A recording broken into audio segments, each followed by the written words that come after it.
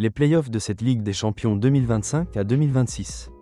Les 16e de finale, les play-in, appelez-les comme vous voulez, c'est désormais officiel, on connaît tous les résultats du tirage. La phase aller se jouera les 17 et 18 février, tandis que les matchs retour auront lieu une semaine plus tard, les 24 et 25 février. Salut à tous les amis, j'espère que vous allez bien et surtout en bonne santé. Aujourd'hui, on se retrouve pour une nouvelle vidéo consacrée aux 8 affiches de ces 16e de finale de Ligue des Champions. On va les classer de 1 à 8 en fonction de l'enjeu, du niveau et des forces en présence. Pour chaque confrontation, je vous proposerai une analyse complète, mon pronostic, et surtout les équipes qui, selon moi, accéderont aux 8e de finale. Installez-vous bien, on commence tout de suite. Avant de rentrer dans le vif du sujet, je vais d'abord commencer par les équipes que l'on sait déjà qualifiées directement pour les 8e de finale, celles qui ont terminé dans le top 8. Ainsi que les équipes déjà éliminées de cette Ligue des Champions. On commence par la première place, occupée par Arsenal. Les Gunners terminent premiers sur 36 équipes, avec un parcours parfait, 8 victoires en 8 matchs. Et attention au niveau des adversaires, Arsenal a affronté et battu l'Atlético de Madrid, le Bayern Munich et l'Inter Milan. C'est tout simplement la meilleure défense de cette Ligue des Champions jusqu'à présent, avec seulement 4 buts encaissés, mais aussi la meilleure attaque, avec 23 buts marqués. Une équipe extrêmement solide cette saison. En deuxième position, on retrouve le Bayern Munich. Les Bavarois ont remporté 7 matchs sur 8, avec une seule défaite, justement face à Arsenal, dans un match très serré. Ils ont notamment battu Chelsea 3-1 à domicile, puis le Paris Saint-Germain, tenant du titre, 2-1 au Parc des Princes. À la troisième place, on retrouve Liverpool. Malgré une saison compliquée en Première Ligue, les Reds sont toujours bien présents en Ligue des Champions et terminent dans le top 3 de cette phase de Ligue. En quatrième position, énorme surprise avec Tottenham Hotspur. En Première Ligue, la saison est catastrophique. Tottenham est 16e, à seulement 5 points de la zone de relégation. Mais en Ligue des Champions, les Spurs ont réalisé un véritable exploit en terminant 4e. À la 5e place, on retrouve le FC Barcelone. Une défense très fragile avec 14 buts encaissés en 8 matchs, clairement l'un des points faibles du Barça.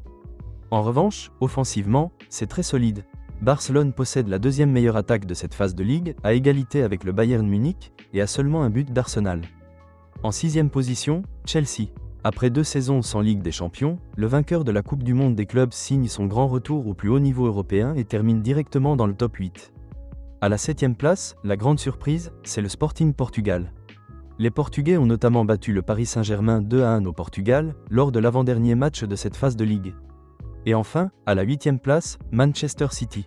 Malgré une défaite à domicile face au Bayer Leverkusen, dans un match où Pep Guardiola a beaucoup fait tourner, et une défaite face à Bodo Glimt, City termine quand même dans le top 8 et se qualifie directement pour les 8e de finale. Passons maintenant aux équipes déjà éliminées de cette Ligue des Champions. Plusieurs clubs sont officiellement hors course, et certains sortent clairement par la petite porte. On commence par les équipes qui n'ont remporté aucun match dans cette édition. D'abord, Kairat Almaty, le petit pousset de la compétition. Une mission quasiment impossible pour eux, puisqu'ils ont dû affronter Arsenal, le Real Madrid et l'Inter Milan. 0 victoire, mais un parcours logique au vu du niveau des adversaires.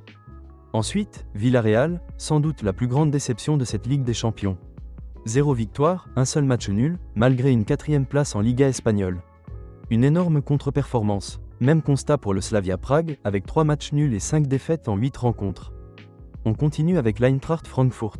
Les Allemands avaient pourtant très bien commencé avec une victoire 5-1 face à Galatasaray, avant d'enchaîner 2 lourdes défaites, 5-1 contre Liverpool puis 5-1 face à l'Atlético de Madrid. L'Ajax vit encore une énorme désillusion. Depuis 2019, le club n'arrive plus à exister en Europe. Résultat, 32e sur 36 dans cette phase de Ligue. Même sort pour le FC Copenhagen, qui termine 30e, sans jamais vraiment peser dans la compétition. Autre échec marquant, le Napoli. Après avoir remporté le Scudetto la saison dernière, les Napolitains échouent en Ligue des Champions, notamment après une défaite décisive 3-2 à domicile face à Chelsea lors du dernier match. L'Athletic Bilbao termine 29e, dans une saison très compliquée, aussi bien en Liga qu'en Ligue des Champions. Le PSV Eindhoven est lui aussi éliminé. Après avoir atteint les 8e la saison dernière, notamment en battant la Juventus en barrage, le PSV échoue cette fois-ci. Deuxième club néerlandais éliminé dans cette édition. Retour européen également compliqué pour l'Union Saint-Gilloise, qui termine 27e après son retour en Ligue des Champions. On peut tout de même saluer le parcours du Pafos FC, emmené notamment par David Luiz. Malgré l'élimination, ils ont livré une campagne intéressante, affrontant de très grands clubs comme le Bayern Munich, Chelsea et la Juventus, et en battant notamment Villarreal. Et enfin, l'Olympique de Marseille, premier club français éliminé de cette Ligue des Champions. Une saison extrêmement difficile pour l'OM, qui peine toujours à exister sur la scène européenne. Les cartes sont désormais sur la table. Les meilleurs sont déjà qualifiés, certains sont éliminés. Et pour les autres, c'est simple, 2 matchs, 180 minutes, et une place en huitième de finale à aller chercher. On commence avec la première affiche, et quelle affiche? Benfica, Real Madrid. C'est tout simplement la meilleure affiche de ces playoffs. Et plus récemment, lors de la phase de Ligue cette saison, Benfica s'est imposé face au Real Madrid. Cette fois-ci, on est sur un format aller-retour, avec un élément très important. Le match retour se jouera au Santiago Bernabéu. Ce duel aura aussi une saveur particulière sur le banc.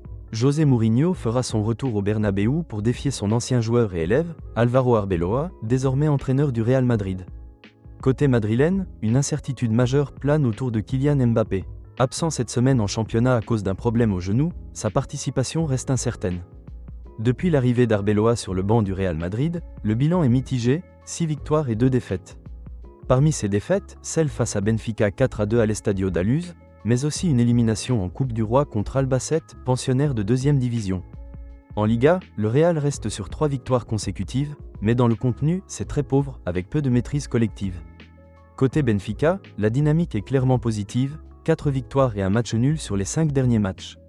À domicile, les Portugais peuvent clairement poser de gros problèmes au Real Madrid. Pour cette double confrontation, je m'attends à un match très serré au Portugal, avec une victoire possible de Benfica à l'aller. Mais sur l'ensemble des 2 matchs, je vois le Real Madrid se qualifier, principalement grâce à l'avantage du match retour au Bernabéu. Pour la deuxième affiche, on a droit à un duel 100% français, Monaco, Paris Saint-Germain. Comme la saison dernière, le Paris Saint-Germain a hérité d'un club français au tirage. La saison passée, ça s'était très bien passé face à Stade Brestois, avec une qualification éclatante, 10-0 sur l'ensemble des 2 matchs. La question est donc simple, le PSG peut-il refaire un tel exploit cette saison? Cette saison, le seul Monaco, PSG disputé au Stade Louis II s'est soldé par une victoire 1-0 de l'AS Monaco. Monaco peut-il rééditer cet exploit? Tu peux créer la surprise sur un match, mais sur une double confrontation, c'est beaucoup plus compliqué. D'autant plus que l'AS Monaco vit une saison difficile. Le club est 8e de Ligue 1, et sur les 5 derniers matchs, Monaco n'a remporté que 2 victoires. Côté parisien, tout n'est pas parfait non plus. Le PSG reste sur une défaite 3-1 face à Rennes en championnat. Mais juste avant, les Parisiens avaient frappé fort avec une victoire 5-0 contre l'Olympique de Marseille et un succès 2-1 face à Strasbourg. Pour cette affiche, je vois clairement le Paris Saint-Germain comme le grand favori. Et selon moi, le PSG se qualifiera facilement pour les 8e de finale. Pour la troisième affiche, on a un duel très intéressant, Galatasaray-Juventus. La Juventus, ces dernières saisons en compétitions européennes, ce n'était pas toujours très convaincant. Mais cette année, avec Luciano Spalletti, j'ai le sentiment que quelque chose a changé dans ce groupe. Le match aller à Istanbul s'annonce très compliqué, notamment à cause de l'ambiance exceptionnelle du public turc. Galatasaray à domicile, c'est toujours spectaculaire et difficile à manœuvrer. Mais dans cette double confrontation, le match retour à Turin est, selon moi, un avantage énorme pour la Juventus. C'est vrai que la Juve a perdu récemment en championnat face à l'Inter Milan, mais ils ont joué une grande partie du match à 10 contre 11, après l'expulsion de Pierre Kalulu, et malgré cela, ils ont livré une prestation très solide. La saison dernière, la Juventus avait été éliminée par le PSV Eindhoven. Mais cette année, je pense que le scénario sera différent. Avec le retour à Turin, l'expérience européenne et une meilleure solidité collective, je vois la Juventus se qualifier pour les 8e de finale. Pour la 4e affiche, on a Borussia Dortmund-Atalanta. Même si les résultats des 2 équipes cette saison ne sont pas exceptionnels, ça reste une très grande affiche européenne. Le match retour se jouera à Bergame, ce qui peut clairement peser dans la balance. Du côté de l'Atalanta, la saison est un peu plus compliquée depuis le départ de Gian Piero Gasperini. L'équipe a perdu en régularité par rapport à la saison dernière, mais reste toujours en course pour une qualification en Ligue des Champions, avec une 6e place en Serie A. En face, le Borussia Dortmund réalise une saison solide en championnat. Les Allemands sont 2e de Bundesliga, derrière le Bayern Munich, avec 6 points de retard. Pour cette double confrontation, je vois Dortmund se qualifier, même si le match retour à Bergame peut être très piégeux. Attention toutefois à l'Atalanta, cette affiche est clairement du 50-50, et le moindre détail pourrait faire basculer la qualification. Pour la 5e affiche, on a Bodo Glimt, Inter Milan. Beaucoup voient ce duel comme très déséquilibré, mais attention à Bodo Glimt. Les Norvégiens ont déjà prouvé qu'ils n'étaient pas là pour faire de la figuration. Cette saison, ils ont battu Manchester City, se sont imposés à Madrid face à l'Atlético de Madrid. Et ont obtenu des matchs nuls face au Borussia Dortmund et à Tottenham Hotspur. Des résultats qui forcent clairement le respect. De son côté, l'Inter Milan réalise une très grande saison en championnat.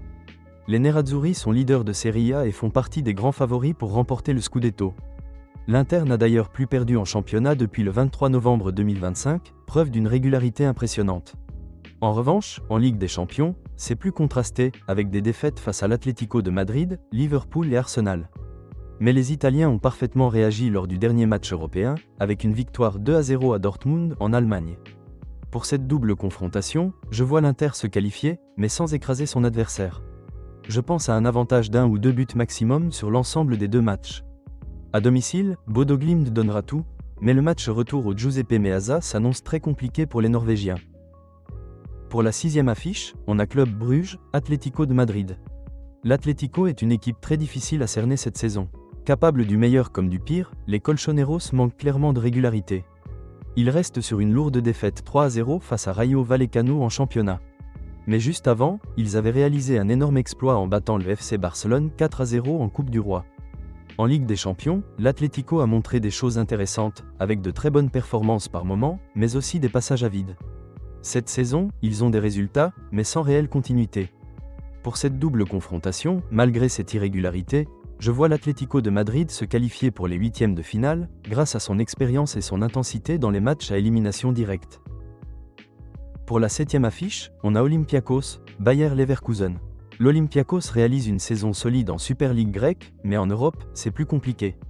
Les Grecs sont très difficiles à manœuvrer à domicile, notamment avec un stade chaud et un public qui pousse l'équipe à chaque action.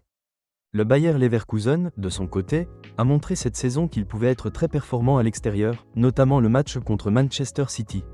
C'est une équipe rapide, technique et solide tactiquement, capable de surprendre dans des matchs couperets. Pour cette double confrontation, je vois Leverkusen se qualifier, mais ce ne sera pas simple. Olympiakos seront forts chez eux, et il faudra rester vigilant pour les Allemands, notamment lors du match aller. Enfin, pour la 8e et dernière affiche, on a Qarabağ Newcastle United. Newcastle, actuellement 10e de Première Ligue, reste malgré tout favori sur le papier. Mais Qarabağ ne doit pas être sous-estimé. Ils sont solides à domicile et ont montré qu'ils pouvaient tenir tête à de grandes équipes européennes. Cette double confrontation sera donc intéressante. Qarabağ fera tout pour créer la surprise, notamment lors du match aller à domicile, mais sur l'ensemble des deux matchs, je vois Newcastle se qualifier pour les huitièmes de finale, grâce à son expérience et son effectif beaucoup plus complet. Vous en pensez quoi de ces affiches? Et surtout, que pensez-vous de mes pronostics? Donnez-moi vos avis dans les commentaires, j'ai hâte de savoir ce que vous en pensez. Merci beaucoup d'avoir regardé cette vidéo. Si vous avez aimé ce contenu, pensez à mettre un petit like, partager la vidéo et vous abonner à la chaîne pour ne rien rater. À très vite.